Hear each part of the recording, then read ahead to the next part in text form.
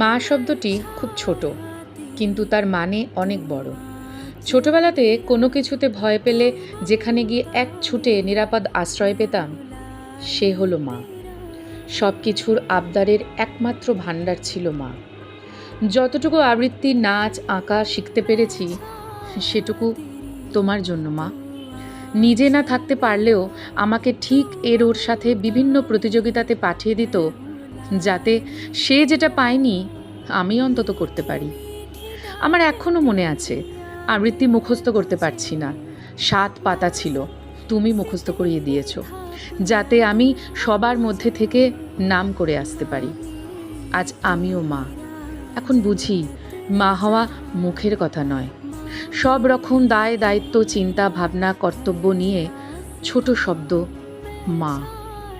আজ মাতৃদিবসে সকল মায়েদের জন্য রইল অনেক অনেক ভালোবাসা।